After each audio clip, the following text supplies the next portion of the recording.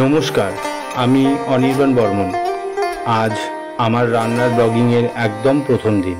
চলুন সুস্বাদের এই পথ চলা শুরু হোক আপনাদের সঙ্গে। অনির্বাণের কিচেন ডায়েরি প্রথম পাতার আপনাদের স্বাগত।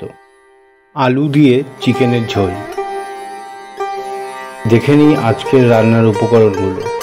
উপকরণ: 1.5 কেজি মুরগির মাংস, চন্দ্রমুখী আলু 500 গ্রাম, পেঁয়াজ কুচি 5টি, টমেটো কুচি 1টা, রসুন 1টা বড় সাইজ, আদা পেস্ট পরিমাণ মতন, টক দই 2 টেবিল চামচ, ধনেপাতা শীতের ফ্রেশ ফ্লেভার।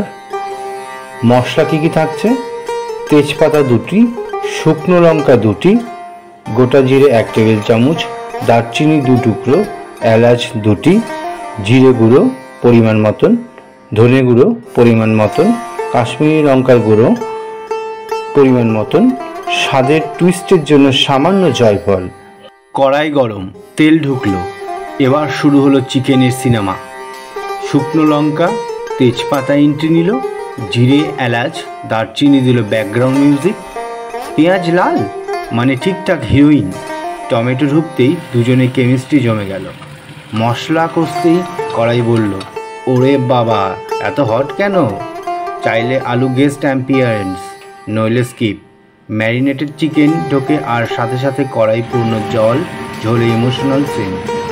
শেষে গরম জল, গরম মশলা, ধনেপাতা, আর ব্যাস ভাতটা নিয়ে আসুন, কারণ আজকের ঝোল একদম ওহ মাগো লেভেল।